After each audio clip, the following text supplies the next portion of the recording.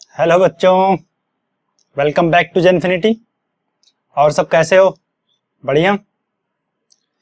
तो मेरा नाम है तबरेज अहमद और मैं आपको बायोलॉजी पढ़ाता हूं। आज जो है हम क्लास 12th का चैप्टर नंबर 2 जो है sexual reproduction in flowering plant start करेंगे। इससे पहले चैप्टर नंबर 1 के लेक्चर्स आ चुके हैं और वो चैप्टर फिनिश भी हो गया है। जो उन्होंने नहीं देखा है, डिस्क्रिप्शन में आपको उसकी लिंक मिल जाएगी, जाकर के जरूर देखें, क्योंकि उस चैप्टर के अंदर हमने बहुत सारी बेसिक चीजें कवर की थी जो इस चैप्टर के अंदर और आने वाले चैप्टर्स के अंदर जो है काम आएंगी। तो जाकर के जरूर देखें। आपको स्क्रीन पर जो है एक मैरिज हॉल के अंदर डेकोरेशन दिख रहा होगा। इसके अंदर जो है बहुत सारे फ्लावर्स का इस्तेमाल किया गया है। तो हमें पता है कि जब डेकोरेशन करते हैं, कहीं पर फंक्शन है या पार्टी है, किसी भी चीज का डेकोरेशन कर रहे हो घर में, तो हम फ्लावर का इस्तेमाल करते हैं।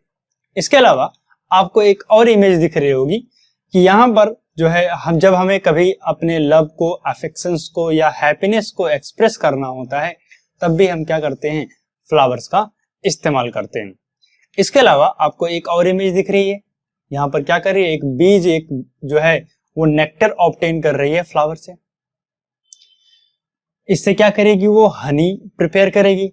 तो बी को भी क्या कर रही है? फ्लावर की रिक्वायरमेंट है फॉर नेक्टर, यानी नेक्टर चाहिए तो फ्लावर की रिक्वायरमेंट है।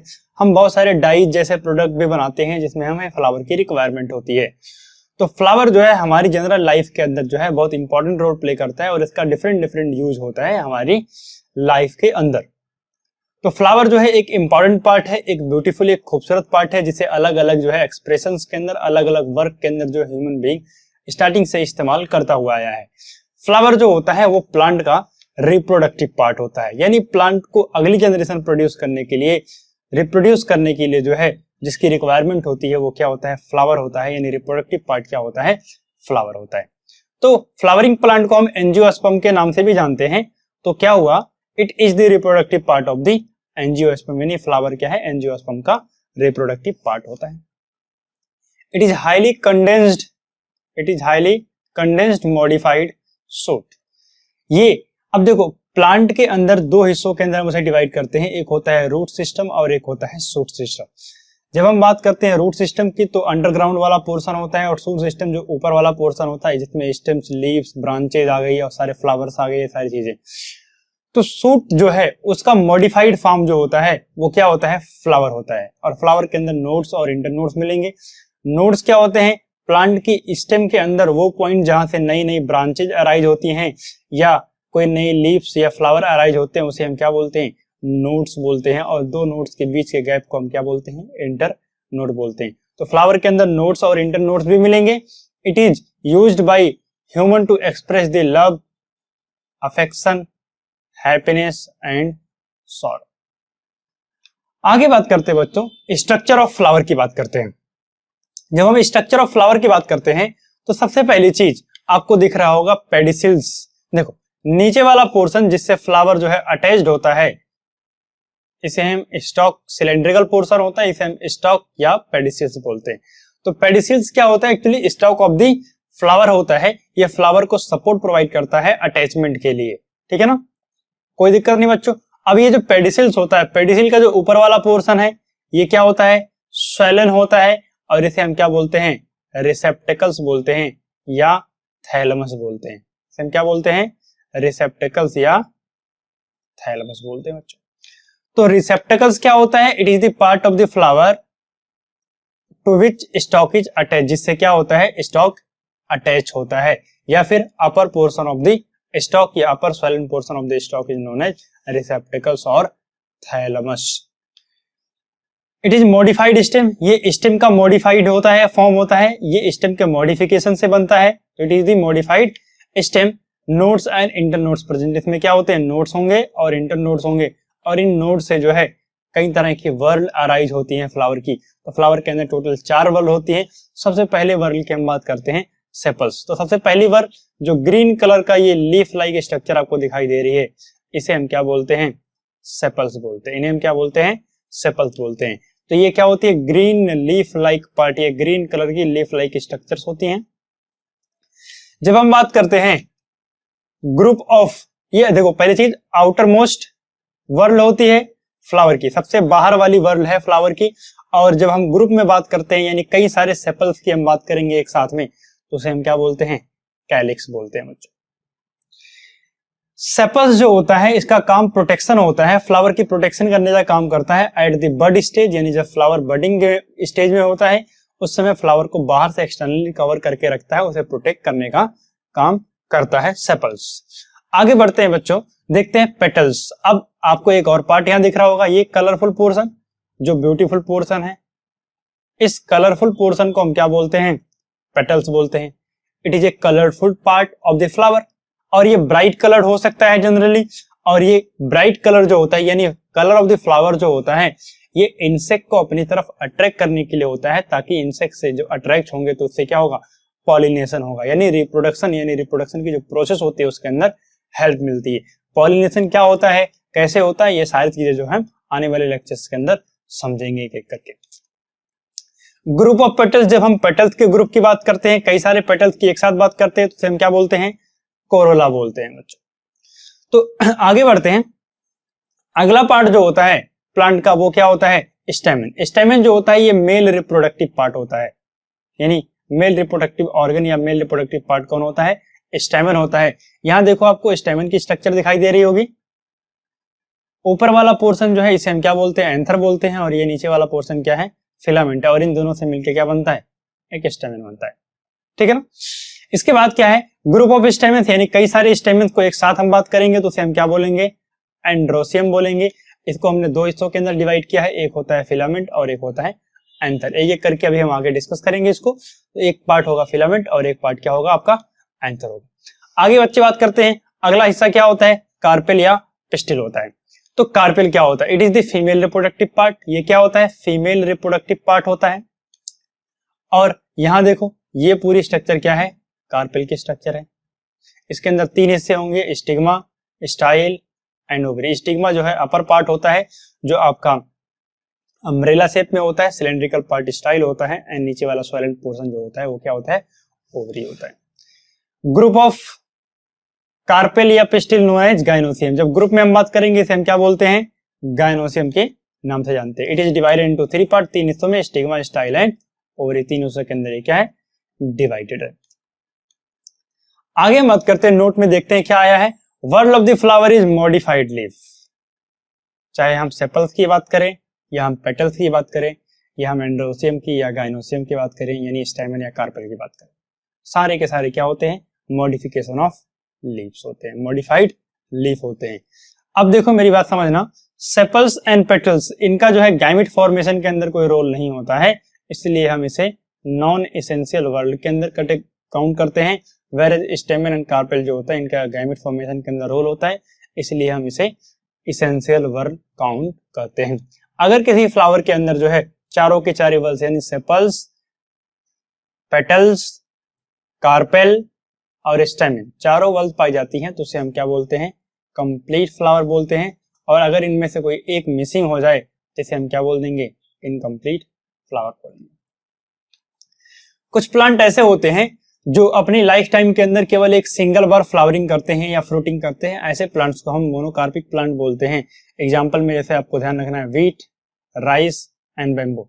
जब देखो व्हीट की या राइस की जब हम प्लांटिंग करते हैं तो आपने देखा होगा फार्मर एग्रीकल्चर करते हैं तो एक बार जो है खेत में जो है सोविंग कर दिया, एग्रीकल्चर करने के बाद जो है उसे काटते हैं, काटने के बाद उससे जो है हम ग्रेन्स ऑब्टेन करते हैं। तो पूरी लाइफ के अंदर केवल एक ही बार फ्लावरिंग होती है। बैम्बू ट्री जो है केवल एक ही बार फ्लावर करता है 50 से लेके 100 ईयर्स के बीच में अपनी पूरी लाइफ के अंदर। ये चीजें जो है हमने फर्स्ट चैप्टर के अंदर भी डिस्कस की थी डिटेल में। आगे हम बात करते हैं पॉलीकार्पिक प्लांट। जब हम पॉलीकार्पिक प्लांट की बात करते हैं तो ऐसे प्लांट होते हैं ये जो अपनी लाइफ के अंदर जो है मल्टीपल टाइम्स फ्रूटिंग करते हैं एट ए पर्टिकुलर इंटरवल, एक पर्टिकुलर इंटरवल के अंदर। जैसे हम एप्पल की बात कर लें या हम मैंगोज की बात कर लें, आपको पता है एक बार प्लांट लगाते हो तो आपको हर साल जो है लगातार उससे एक सीजन के अंदर जो है फल या फ्रूट मिलते रहते हैं। अब देखो कभी कभी ऐसा होता है कि हम कैलिक्स एंड कोरोला यानी हम सेपल्स और पेटल्स के बीच डिफरेंशिएशन नहीं कर पाते, दोनों को सेपरेट नहीं कर पाते, समझ नहीं पाते कि दोनों अलग अलग कहाँ हैं, हमें अलग अलग सेपरेटली हम आइडेंटिफाई नहीं कर पाते हैं। तो ऐसी सिचुएशन के अंदर उन कैलिक्स एंड कोरोला को हम क्या बोलते हैं, पेरियंथ बोलते हैं। जैसे हमें पता है कि कैलिक्स की यूनिट जो होती है वो सेपल्स होती है और कोरोला जो होता है वो पेटल से मिलकर के बना होता है। तो वैसे ही पेरियंथ की जो यूनिट होती है वो क्या होती है, टेपल्स होती है बच्चों। एग्जाम्पल आपको ध्यान रखना है, लिली के अंदर जो है पाया जाएगा पेरियंथ। डायग्राम आप ध्यान दो, इस डायग्राम के अंदर देखो आप कैलिक्स एंड कोरोला को डिफरेंशिएट नहीं कर सकते हैं, इसलिए हम इसे क्या बोलते हैं, पेरियंथ बोलते हैं, और इसकी यूनिट को हम क्या बोलते हैं, टेपल्स बोलते हैं। आगे बढ़ते हैं बच्चों, स्ट्रक्चर ऑफ स्टैमेन। आपको पता है कि स्टैमेन क्या होता है, मेल रिप्रोडक्टिव पार्ट होता है फ्लावर का। यहाँ आपको डायग्राम दिखाई दे रहा है जो आपका, अब देखो यहाँ पर क्या है, दो पार्ट हैं, एक है आपका स्टैमेन का, एक है एंथर और एक है filament. It is long cylindrical part, ये क्या होता है, लॉन्ग सिलेंड्रिकल पार्ट होता है। फिलामेंट की अगर हम बात करें तो ये वाला पोर्शन जो आपको सिलेंड्रिकल पोर्शन दिख रहा है ये क्या है, आपका फिलामेंट है। फिलामेंट का वो पोर्शन जो थैलेमस से अटैच्ड होता है उसे हम क्या बोलते हैं, प्रॉक्सिमल एंड बोलते हैं, और जो आपका एंथर से अटैच्ड होता है उसे हम डिस्टल एंड बोलते हैं। It attached proximally to the thalamus, यानी प्रॉक्सिमल एंड से थैलेमस से अटैच होता है, and distally with the anther, और एंथर से डिस्टली अटैच्ड होता है। ठीक है, तो स्टैमेन के दो हिस्से होंगे, फिलामेंट्स और एंथर। तो हमने फिलामेंट की बात कर ली है, आगे हम बात करते हैं बच्चों एंथर की। It is the part of stamen, ये क्या होता है, स्टैमेन का मेन पार्ट होता है, और ये जो है इट है टू लूप्स, इसके अंदर दो लूप्स होते हैं। देखो मेन पार्ट कहने का मतलब क्या है, मेल गैमेट्स प्रोडक्शन के अंदर इनके जो है रोल्स होते हैं, यहीं पर जो है मेल गैमेट्स बनते हैं। अब देखो आपको यहाँ दिख रहा होगा कि इसके क्या है, दो लूप्स है, एक लूप तो पहले से मार्क किया हुआ है, दूसरा लूप इधर वाला है। तो ये कैसा होता है, दो लूप का होता है, इसलिए हम इसे कैसा क्या बोलते हैं, बाई लूप टर्म से डिनोट करते हैं। अब इन दोनों लूप के बीच जो है कनेक्शन जो होता है उसे हम क्या बोलते हैं, कनेक्टिव बोलते हैं। दोनों के लूप जो है एक दूसरे से अटैच्ड होते हैं by a style to so called connective, connective तो क्या होंगे, अटैच्ड होते हैं।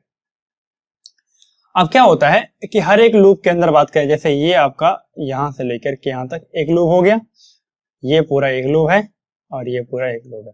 हर एक लूप के अंदर जो है दो थीका होते हैं, यानी दो साइक्लाइक स्ट्रक्चर्स होते हैं, इसलिए हम इन्हें क्या बोलते हैं, डाईथीकस बोलते हैं। मैंने क्या बोला, एंथर के एक लूप के अंदर दो थीका यानी साइक्लाइक स्ट्रक्चर्स मिलेंगे, इसलिए हम उन्हें क्या बोलते हैं, डाईथीकस बोलते हैं।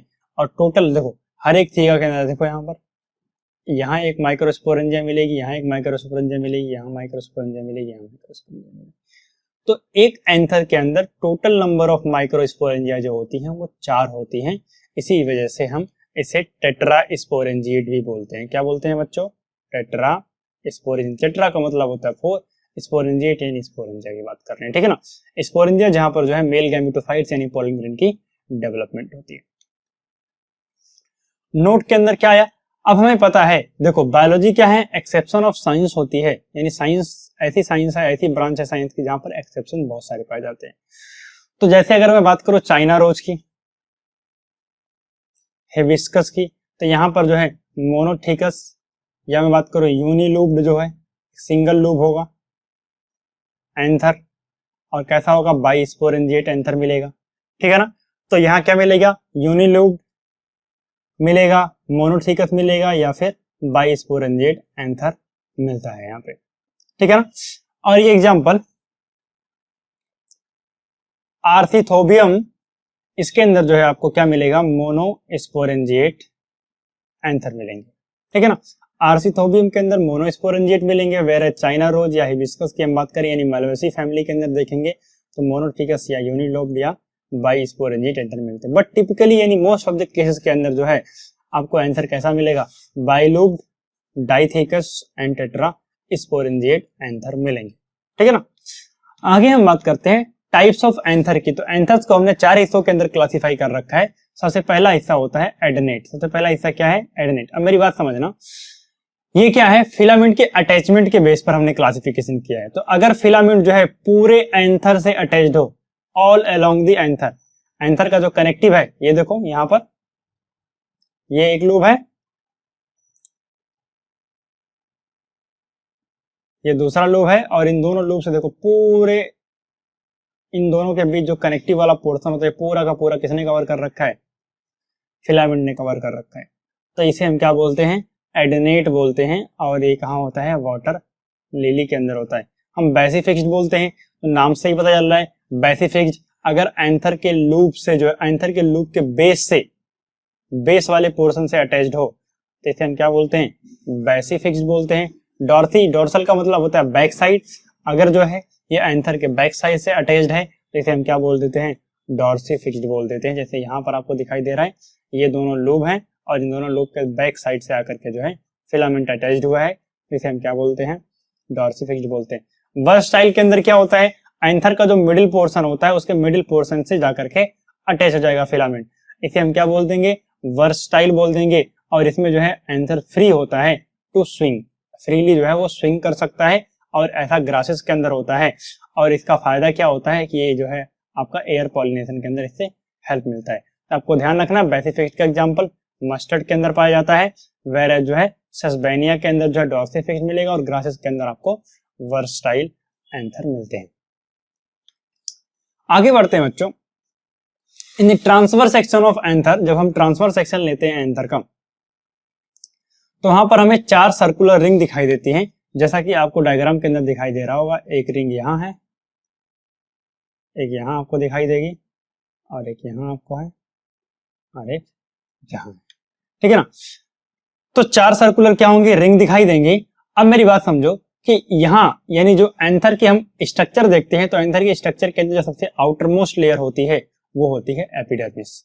It is the outer most layer, it is the outer most layer of anther. Single cell thick मतलब सिंगल सेल्ड होती है यानी सिंगल लेयर होती है और इसका काम क्या होता है, प्रोटेक्शन प्रोवाइड करना। It is a protective in nature. Epidermis हम प्लांट के अंदर कहीं भी बात करते हैं तो जो लोअर वाला पोर्शन होता है प्लांट का ना तो उसे हम क्या बोलते हैं, जो सबसे आउटर मोस्ट, प्लांट के अंदर जब हम कभी भी बात करते हैं तो जो सबसे आउटर मोस्ट लेयर होती है उसे हम क्या बोलते हैं, एपिडर्मिस बोलते हैं बच्चों। अगली लेयर एपिडर्मिस के जस्ट नीचे पाई जाती है, ये भी सिंगल लेयर होती है और इसे हम क्या बोलते हैं, एंडोथीसिया बोलते हैं। जस्ट बिलो द एपिडर्मिस आपको ये मिलेगी। अब मेरी बात ध्यान से समझना कि ये जो है एपिडर्मिस की क्या है, लेयर है। ये एपिडर्मिस नहीं, एंडोथीसिया की जो है ये लेयर है। इस एंडोथीसिया की लेयर के अंदर जो है अल्फा सेलुलोज का डिपोजिशन होता है, अल्फा सेलुलोज का डिपोजिशन होता है, जिसकी वजह से इनके जो है सेल्स के बीच जो है आपका एक्सचेंज जो होता है वाटर का वो बंद हो जाता है और ये डेड सेल्स हो जाती हैं। कुछ पोर्शन जैसे ये यहाँ वाला पोर्शन और ये वाला पोर्शन, यहाँ पर जो है अल्फा सेलुलोज का डिपोजिशन नहीं होता है और इस पोर्शन को जो है हम बोलते हैं स्टोमियम, जिसकी वजह से जो है डिपोजिशन बाकी पोर्शन के अंदर डिपोजिशन की वजह से वो स्ट्रेच करते हैं और एंडोथीसियम जो आती है वो बस्ट कर जाती है और इससे क्या होता है, पोलन ग्रेन जो है डिस्पर्स हो जाते हैं, वो रिलीज हो जाते हैं बाहर की तरफ। तो समझते हैं इसको। In a typical anther endothelial cells develops fibrous thickening of alpha cellulose on the inner and the radial wall and become dead और dead हो जाएंगी। At some places band and the fibrous thickening are absent और उन places को हम क्या बोलेंगे बच्चों, स्टोमियम या लाइन ऑफ डेहिसेंस बोलते हैं। It help in anther dehiscence यानी पोलन ग्रेन के डेहिसेंस के अंदर ये हेल्प करता है, पोलन ग्रेन के डिस्पर्सल के अंदर ये हेल्प करता है। आगे हम बात करते हैं बच्चों मिडिल लेयर। एंडोथीसिया की जस्ट नीचे जो है आपकी लेयर मिलेगी मिडिल लेयर। ये किसकी बनी होती है, पैरेन्काइमा सेल्स की बनी होती है। ये 1 से लेकर के 3 लेयर्ड हो सकती है, यानी 1 to 3 लेयर्ड थिक हो सकती है ये। और इसका मेन काम क्या होता है, टू स्टोर द न्यूट्रिएंट, ये न्यूट्रिएंट को स्टोर करती है। ये शॉर्ट लिव्ड होती है, न्यूट्रिएंट स्टोर करेगी और जब मैच्योर हो जाएगा एंथर, पोलन ग्रेन की डेवलपमेंट हो जाएगी, उसके बाद जो है ये डिजेनरेट कर जाती है। तो मिडिल लेयर क्या होती है एक बार देख लेते हैं बच्चों। ये आपके देखो सबसे बाहर वाली लेयर ये एपिडर्मिस है, उसके जस्ट नीचे वाली क्या है आपकी एंडोथीसिया है और इसके बाद आपको क्या मिलेंगी, ये मिडिल लेयर मिलेगी। और मिडिल लेयर ये वाली पोर्शन जो है ये क्या है, मिडिल लेयर है। और मिडिल लेयर के जस्ट नीचे जो है आपको एक और लेयर मिलती है, इसे हम क्या बोलते हैं, टैपिटम बोलते हैं। इसे हम क्या बोलते हैं, टैपिटम बोलते हैं बच्चों। तो ये आपको दिख रही है, ये जो है दोनों लेयर किसकी है, मिडिल लेयर। ओके, आगे देखते हैं। हाँ, tapetum it is the inner most layer, ये सबसे अंदर वाली लेयर होती है। Act as a nutritive layer, और ये कैसी होती है, न्यूट्रिटिव लेयर होती है। जब पोलन ग्रेन की डेवलपमेंट हो रही होती है तो डेवलपिंग पोलन ग्रेन को जो न्यूट्रिशन प्रोवाइड करने का काम करती है वो कौन करती है, टैपिटम करती है। टैपिटम जो है इसका जो साइटोप्लाज्म होता है वो बहुत डेंस होता है, क्योंकि यहाँ पर जो है ये बहुत ज्यादा मेटाबॉलिकली एक्टिव होती है। यहाँ पर सेल ऑर्गन जो है ज्यादा अमाउंट में होते हैं, काफी कंडेंसेंट साइटोप्लाज्म मिलेगा आपको। इनिशियल स्टेज के अंदर टाइपिडम जो है वो आपको डिप्लॉइड फॉर्म में मिलेगी। कैसे मिलेगी? डिप्लॉइड फॉर्म में मिलेगी। बट लेटर स्टेज ये पॉलीप्लॉइड हो जाएगी या फिर मल्टी न्यूक्लिएट भी हो सकती है। इन न्यूक्लियस को डिवाइड करके ये मल्टी न्यूक्लिएट कंडीशन को भी बना सकते हैं और रेप्लिकेशन करके जो है पॉलीप्लॉइड भी कंडीशन को जनरेट कर सकते हैं। इसमें आपका एंडोमाइटोसिस कर सकते हैं या न्यूक्लियर डिवीजन हो सकता है। एंडोमाइटोसिस के अंदर क्या होगा? बिना न्यूक्लियस के डिवीजन किए हुए अंदर के कंटेंट को न्यूक्लियस के रेप्लिकेट कर लेना क्या होता है? एंडोमाइटोसिस होता है। ठीक है ना। It disappear in mature anther, ये न्यूट्रिशन प्रोवाइड करती है और न्यूट्रिशन प्रोवाइड करने के बाद क्या कर जाती है? ये डिसअपियर कर जाती है, धीरे धीरे डिजेनरेट हो जाती है। अब हम बात करते हैं फंक्शंस ऑफ टाइपिटम। अगर हम टाइपिटम के फंक्शन की बात करें तो इसके फंक्शन जो है बहुत सारे होते हैं, बट कुछ मेन फंक्शंस को हम डिस्कस करते हैं। पहली चीज न्यूरिशमेंट प्रोवाइड करना, यानी डेवलपिंग पोलन ग्रेन को ये क्या करेगी? न्यूरिशमेंट प्रोवाइड करेगी। इसके अलावा जो है यूबिस ग्रेन्यूल्स और ऑर्बिक्यूल्स कंटेनिंग स्पोरोपोलिन, ये क्या करती है? या तो यूबिस ग्रेन्यूल या ऑर्बिक्यूल्स जो है जिसके सराउंडिंग में स्पोरोपोलिन होगा उसे। स्पोरोपोलिन जो है एक हार्डेस्ट सब्सटेंस होता है, प्लांट के अंदर पाया जाने वाला सबसे हार्डेस्ट सब्सटेंस होता है, ये ध्यान रखना इसको, स्पोरोपोलिन। और इससे जो है प्लांट की जो पोलन ग्रेन होती है उसके सबसे बाहर वाले लेयर एक्साइन की फॉर्मेशन होती है। अब ये बात ध्यान से सुनना, क्या होता है जब टाइपिटम डीजेनरेट करने वाली होती है उस समय जो है वो प्रोइबिस नाम के ग्रेन्यूल्स को रिलीज करती है। मैं लिख दे रहा हूं यहां पर, क्या मैंने बोला?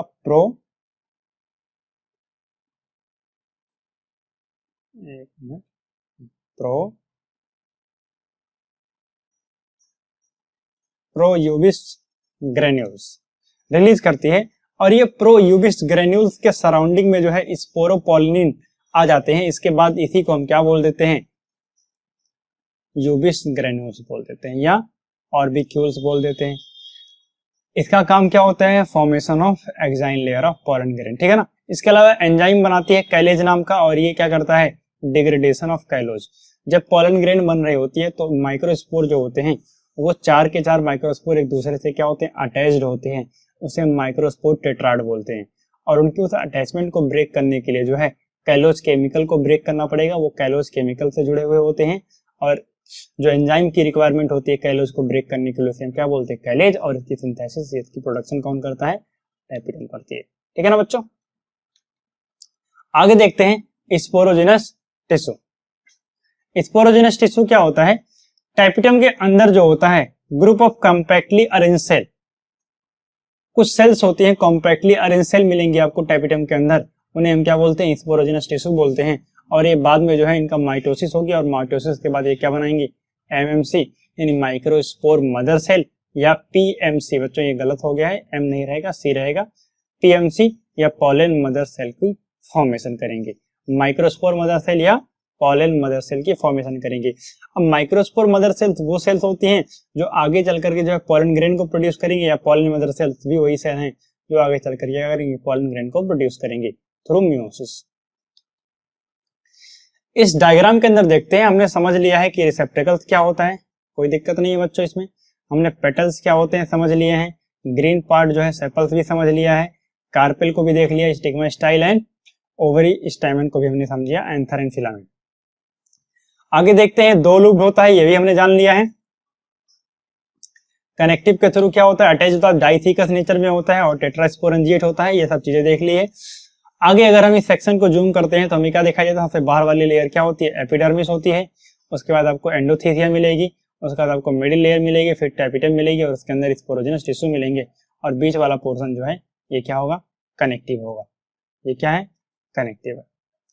तो ये सारी चीजें जो है हमने पहले भी देख ली है। और इसको इनलार्ज व्यू में देखें तो ये सबसे बाहर वाली लेयर क्या है? ये लेयर, ये क्या है? एपिडर्मिस है। और इसके अंदर वाली ये लेयर क्या है? एंडोथीसिया है।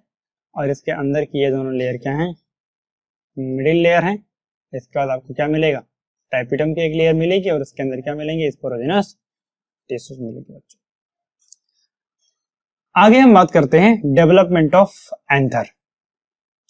तो जब हम डेवलपमेंट ऑफ एंथर बात करते हैं तो एंथर जो है इनिशियल स्टेज के अंदर एज ए आउटग्रोथ जो है अपीयर होता है, और उस आउटग्रोथ का जब हम ट्रांसवर्स सेक्शन लेते हैं, उस आउटग्रोथ का जब हम सेक्शन देखते हैं तो सेक्शन के अंदर जो सबसे बाहर वाली लेयर होती है वो होती है एपिडर्मिस, और उसके अंदर जो है कई सारे सेल्स का मास पाया जाता है, ग्रुप ऑफ सेल्स मिलती हैं, उन सेल्स को हम मेरिस्टेमेटिक सेल बोलते हैं। अब क्या हुआ, एपिडर्मिस की जस्ट नीचे वाली लेयर को हम बोलते हैं हाइपोडर्मल रीजन बोलते हैं या हाइपोडर्मल सेल बोलते हैं। हाइपोडर्मल सेल में कुछ सेल्स जो होती हैं वो अपने आप को इनलार्ज कर लेती हैं, अपनी साइज इंक्रीज कर लेती हैं, और उन सेल्स को हम आर्किस्पोरियल सेल बोलते हैं। क्या बोलते हैं उन्हें हम? आर्किस्पोरियल सेल बोलते हैं। समझते हैं बच्चों? जैसे हम बात करते हैं इस डायग्राम के अंदर, तो इस डायग्राम के अंदर आपको दिख रहा होगा ये बाहर वाली लेयर जो है ये क्या है? एपिडर्मिस है, इसे हम क्या बोलते हैं? एपिडर्मिस बोलते हैं। और इसके जस्ट नीचे वाली सेल की जो लेयर है इसे हम क्या बोलते हैं? हाइपोडर्मल लेयर बोलते हैं। अब हाइपोडर्मल रीजन या हाइपोडर्मिस के अंदर जो है क्या होता है कि चारों कॉर्नर पर कुछ सेल्स होंगे जो क्या करेंगे? प्रोमिनेंट हो जाएंगे, अपने न्यूक्लियस के साइज को बढ़ा लेंगे, अपनी साइज को क्या कर लेंगी? इंक्रीज कर लेंगी, और इन सेल्स को हम क्या बोलते हैं? आर्किस्पोरियल सेल बोलते हैं। आगे चल के क्या होता है, आर्किस्पोरियल सेल के अंदर जो है पेरिक्लिनल डिवीजन होता है। अच्छा, समझ लेते हैं कि पेरिक्लिनल डिवीजन क्या होता है। जब हम बात करते हैं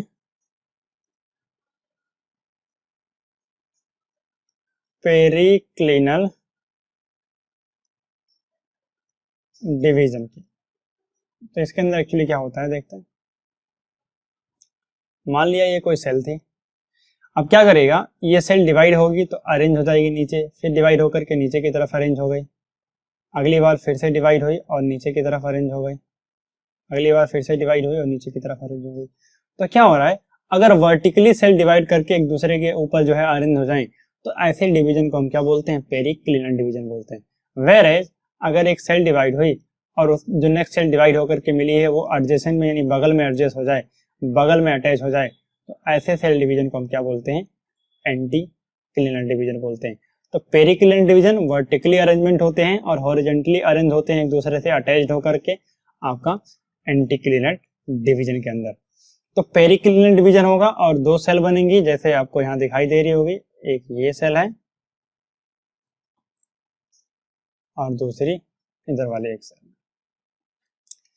तो एक को हम क्या बोलते हैं? स्पोरोजिनस या प्राइमरी स्पोरोजिनस सेल्स बोलते हैं, और दूसरे को हम क्या बोलते हैं? प्राइमरी पेराइटल सेल बोलते हैं। अब प्राइमरी पेराइटल सेल जो होती है वो आगे चल करके जो है एंटीक्लिनल और पेरिक्लिनल दोनों तरीके से डिवाइड करेगी और आगे चल के क्या बनाएगी? मिडिल लेयर, टैपिटम और एंडोथेसियम बनाएगी, और बाकी जो स्पोरोजिनस सेल्स होती हैं या प्राइमरी स्पोरोजिनस सेल्स होती हैं ये आगे चल के क्या बनाएंगे? स्पोरोजिनस सेल्स या स्पोरोजिनस टिश्यू की फॉर्मेशन करेंगे। तो समझते हैं बच्चों, हमारे पास क्या था? आर्किस्पोरियल सेल थी जो आपका हाइपोडर्मल रीजन के अंदर प्रोमिनेंट सेल्स थी, उन्हें हम आर्किस्पोरियल सेल बोलते हैं। आर्किस्पोरियल सेल के अंदर पेरिक्लिनल डिवीजन हुआ, इसे दो तरह की सेल्स बनी, primary parietal cells and primary sporogenous sales बनी। प्राइमरी पेराइटल सेल के अंदर जो है आपका पेरिक्लिनल एंड एंटीक्लिनल डिवीजन हुआ, इससे 4 से 5 लेयर बनी, उसके अंदर जो है आपका टैपिटम, एंडोथेसिया और मिडिल लेयर की फॉर्मेशन हुई। इसके बाद जो है प्राइमरी स्पोरोजिनस सेल्स के अंदर माइटोटिक डिवीजन हुआ और इससे क्या बन गया? स्पोरोजिनस सेल्स बन गए। बच्चों ध्यान रहेगा, कोई दिक्कत नहीं, आगे बढ़ते हैं। Microsporogenesis. तो माइक्रो स्पोरोजेनेसिस क्या होती है इसको समझते हैं। It is the process of formation of pollen grain. ये क्या होती है? पोलन ग्रेन फॉर्मेशन की प्रोसेस होती है and known as microsporogenesis. हम क्या बोलते हैं? माइक्रो स्पोरोजेनेसिस बोलते हैं। माइक्रो स्पोरोजेनेसिस के अंदर क्या होता है? जो स्पोरोजिनस टिश्यू होते हैं, जो स्पोरोजिनस टिश्यू होते हैं टाइपिटम के अंदर, ये देखो डिप्लॉइड होते हैं, ध्यान रखना है इसको। ये क्या करेंगे? डिवाइड करते हैं माइटोसिस से और बनाते हैं माइक्रोस्पोर मदर सेल, एमएमसी, या पोलन मदर सेल, पीएमसी बोलते हैं। तो माइक्रोस्पोर मदर सेल जो है ये कैसी होती है? हैप्लॉइड होती है नेचर के अंदर। इसके बाद आगे बात करते हैं हम कि माइक्रोस्पोर मदर सेल के अंदर जब मियोसिस होता है इससे 4 माइक्रोस्पोर बनते हैं और चारों जो है एक दूसरे से अटैच होते हैं with the help of callose, और इसे हम माइक्रोस्पोर टेट्राड बोलते हैं। इसे हम क्या बोलते हैं? Microspore tetrad. आपको पता है माइक्रोस्पोर टेट्राड को ब्रेक करने के लिए कैलेज नाम का एंजाइम बनाना पड़ता है और वो एंजाइम कौन बनाता है? टैपिटम बनाता है। ठीक है ना बच्चों, आगे बढ़ते हैं। Microspore develop into pollen grain. Microspore क्या होते हैं? पोलन ग्रेन के अंदर डेवलप हो जाते हैं inside the pollen sac, pollen sac के अंदर। और इस डेवलपिंग माइक्रोस्पोर को न्यूट्रिएंट कौन प्रोवाइड करता है? टैपिटम प्रोवाइड करता है। और मिडिल लेयर भी प्रोवाइड कर सकती है न्यूट्रिएंट, ठीक है ना, क्योंकि न्यूट्रिएंट को स्टोर करती है, वो मेन उनका काम होता है, बट न्यूट्रिएंट वो भी प्रोवाइड कर सकती है। ठीक है ना। अब हम एक फ्लो चार्ट के फॉर्म में समझते हैं। स्पोरोजेनस टिश्यू थे, उनके अंदर माइटोसिस हुआ और क्या बन गया? एमएमसी या पीएमसी यानी पोलन मदर सेल्स बन गई, या आपका माइक्रोस्पोर मदर सेल्स बन गई। मेयोसिस हुआ, इसके अंदर हैप्लॉइड सेल्स यानी माइक्रोस्पोर टेट्राड बन गए। ये कैसे होंगे? हैप्लॉइड्स होंगे। अब इनके अंदर जो है बाद में ये डेवलप करिएगा इसके अंदर मैच्योर पोलन ग्रेन के अंदर डेवलप कर गया बच्चों। अब जो है देखते हैं कुछ क्वेश्चंस हैं यहाँ आपके सामने। पहला क्वेश्चन क्या कह रहा है? A bilobed and a dithecous anther has 100 microspores mother cell per microsporangia. क्या कह रहा है? एक जो है एंथर है जो बाइलोब्ड है, डाइथिकस है, उसकी हर एक स्पोरेंजिया के अंदर 100 माइक्रोस्पोर मदर सेल हैं। मतलब आपको पता है बाइलोब्ड एंड डाइथिकस है तो टेट्रास्पोरेंजिएट होगा, यानी 4 स्पोरेंजिया होंगी एक माइक्रोस्पोर से। यानी अगर मैं बात करूं एक माइक्रोस्पोर से जो है 4 सेल्स, या जो है मैं बोलूं मेल गैमेटोफाइट,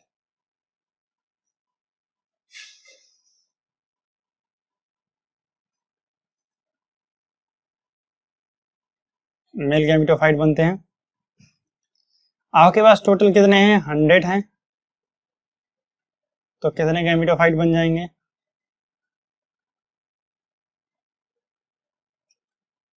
400। अब आपको पता है कि ये एक माइक्रोस्पोरेंजिया के अंदर 400 गैमेटोफाइट्स बन जाएंगे।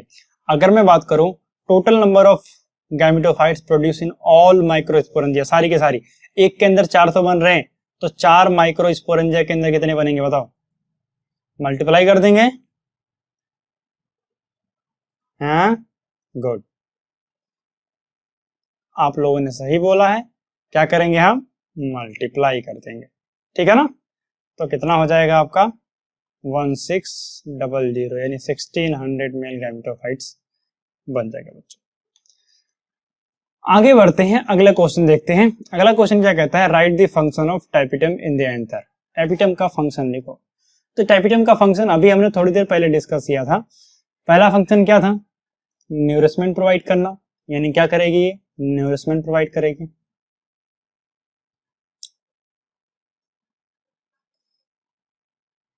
न्यूरिशमेंट प्रोवाइड करना। सेकंड फंक्शन आगे हमने बात की थी, एग्जाइन की डेवलपमेंट या यूबिस ग्रेन्यूल्स बनाती है, ठीक है ना, जो बाद में क्या करते हैं?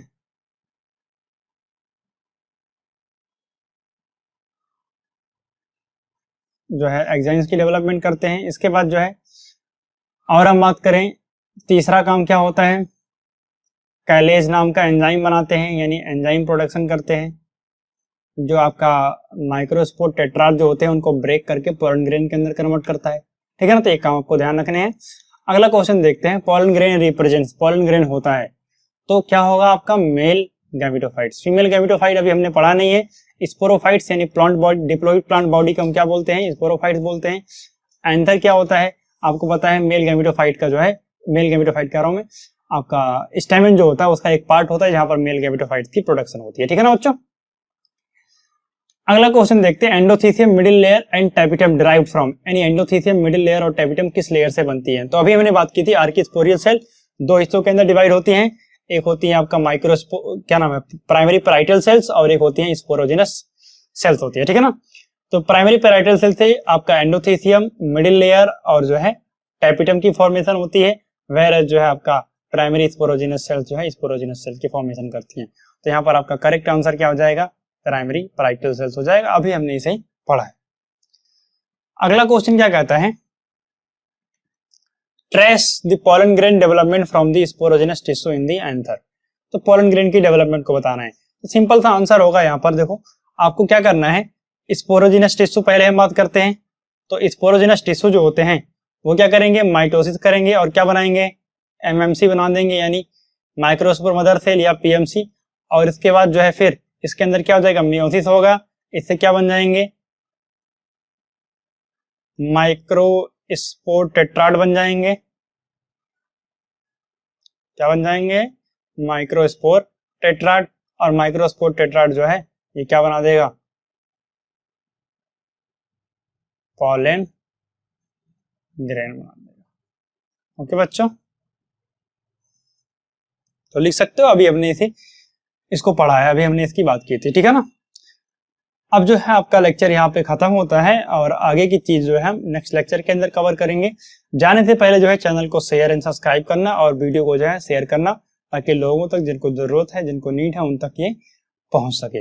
अगर आपको कोई डाउट एंड क्वेरीज आती है तो आप हमें जो है zenfinity.official जो है इंस्टाग्राम पर कांटेक्ट कर सकते हो, या फिर t.me/zenfinity टेलीग्राम पर कांटेक्ट कर सकते हो। 100% आपको आपका आंसर, सेटिस्फैक्टरी आंसर जो है आपको मिलेगा, ठीक है ना।